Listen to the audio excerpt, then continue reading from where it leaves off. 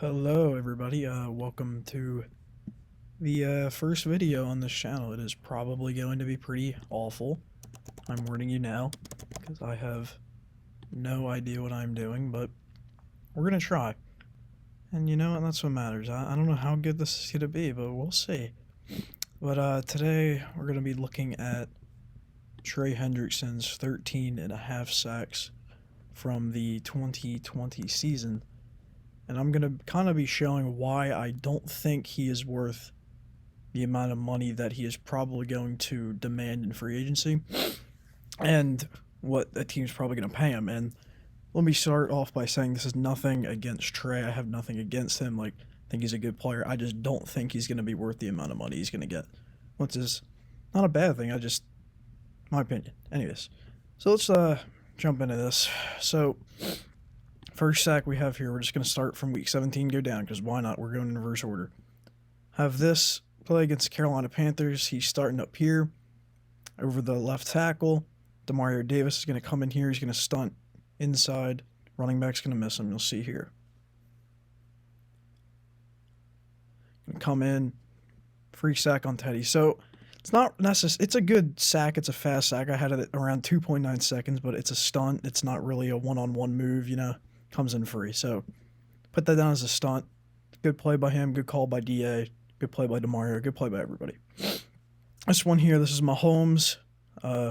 He's lining up over the left tackle here. Eric Fisher, just a bull rush, one-on-one. I'm going to beat you. Now, that is a good sack. One-on-one, He's going to come in here off the edge, speed rush in, bull rush.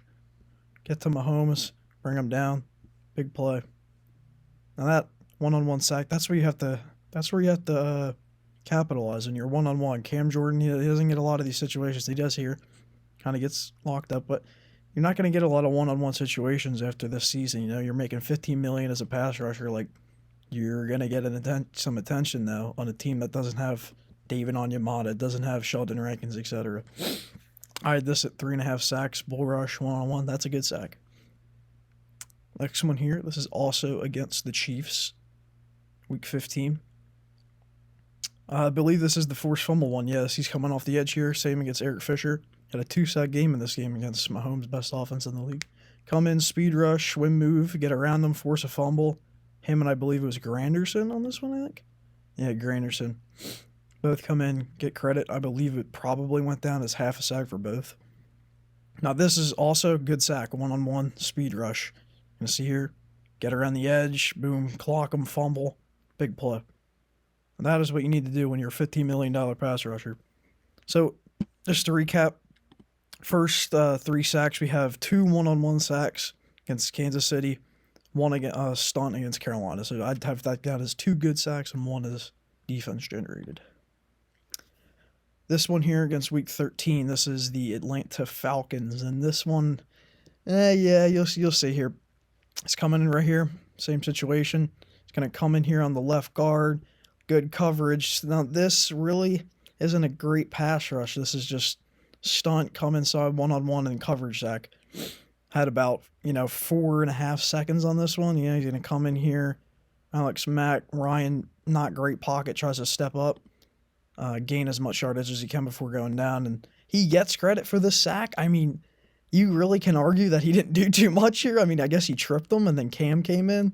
I don't know, but it counted as a sack, so I'd have that down as a cleanup on a stunt, so you can take that as you would. All right, next sack here. This is also against Atlanta, but week 11.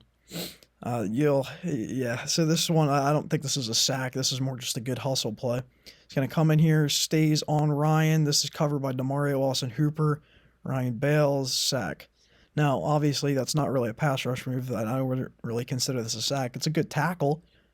Prevents him from getting past the line of scrimmage, but this is really just a coverage sack, and he's the contained DN on a bootleg, so had that at 6 seconds. That's not really a sack, but it counts, so. Next up here, also against Atlanta. Now, this one is a high level. I think you could probably put this in contention for one of his best. He just flat out bullies Jake Matthews on this one. He just, no. You can't leave him one. That's just a free. What a sack. This is a Trey Hendrickson bull rush. Literally flattens 70, and Matt Ryan. That is a high-level, high-end edge rusher sack right there. So you can see it here. Just flat out, I am stronger than you are. I look like a long snapper. It does not matter. I am better than you. That is a good sack. 2.5 seconds. This one, week 9, this was the string of sacks. He had sacks on 3 straight plays, but 1 got negated. Now Brady's gonna he's gonna step back into the pocket from Cam Jordan's pressure into Trey Hendrickson. So Trey gets forced outside here by Donovan Smith. Brady, not the best pocket in the world, drop back right into him. So he kind of gifted a sack. It's kind of a cleanup sack. It's kind of a coverage sack. It's just a mix of all of them. So it counts as a sack, but once again, I don't know. I don't think that's a one that you're going to get too often, one that you would be considering a high-quality sack. This is more just cleanup and beneficiary from Cam. I had that around 3.7 seconds, so I mean, once again, it's a sack, but not really. Come in here, force outside, Brady, right into him. That was the second of the 3 sacks, I believe. This was the first one. This was also, I considered cleanup / coverage. You'll see it here. Also against Donovan Smith. Kind of got an early jump, but I think it was on time of the snap. Once again, pressure from David Onyemata on Brady. And it's still a cleanup coverage sack. I mean, he's going to come in here. It's a good rush. He gets pressure, but kind of a cleanup sack. But once again, it's a good rep for Trey. But not a high-quality sack, I would label it. All right, next up here, this is week 8 at Chicago. And this is one where he kind of sticks with the theme that I'm kind of going along with here. Let's see.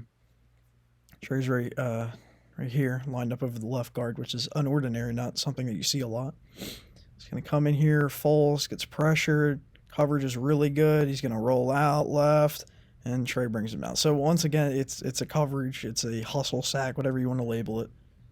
So it's not a one-on-one, not a double team, nothing really like that.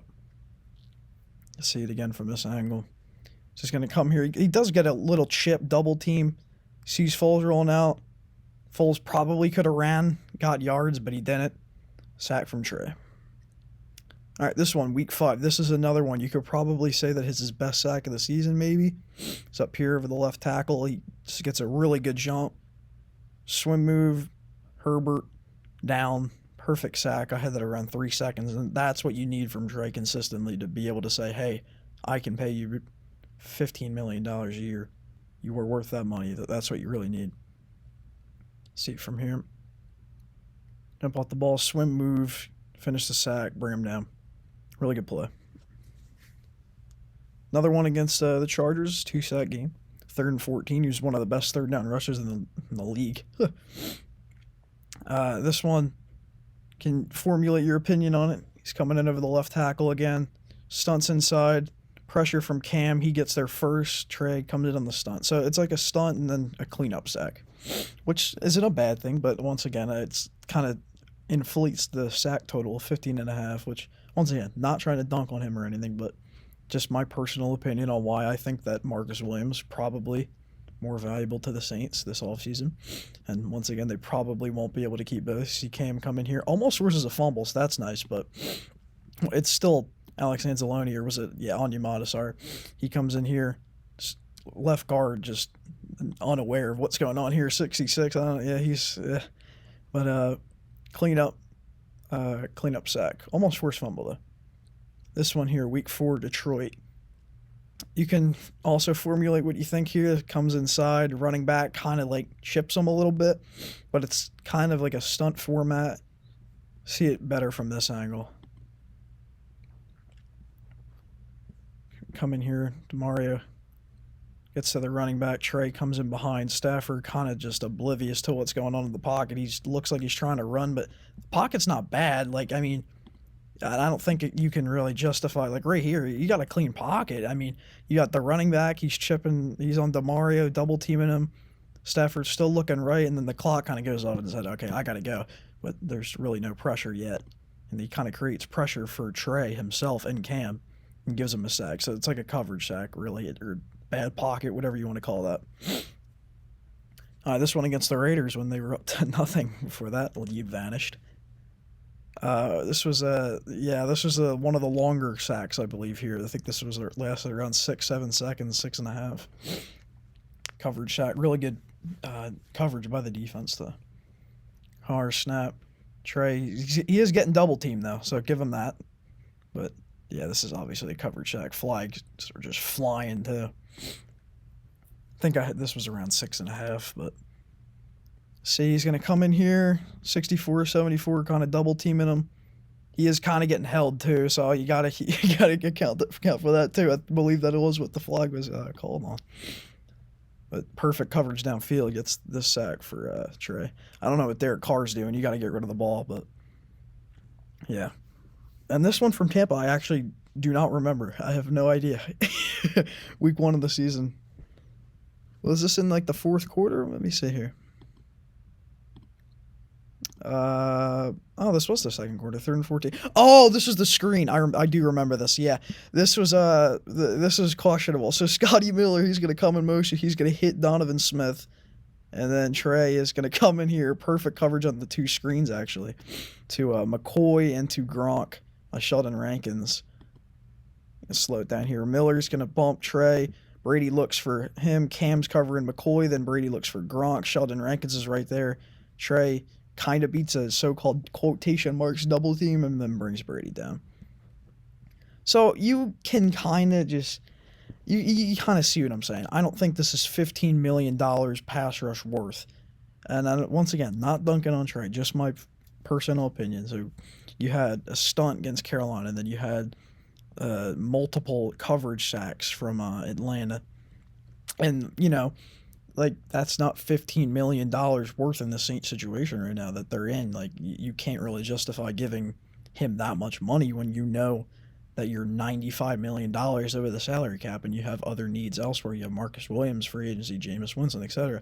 So I don't think that the Saints are going to re-sign him. I could be wrong. Maybe they will. Maybe they do think that he can develop into a better pass rusher than what he is. But if you ask me right now, hey, do you think Trey Hendrickson is more likely to hit 15 sacks next year or 7 sacks next year? I am probably going to take the latter of the two and go 7 sacks.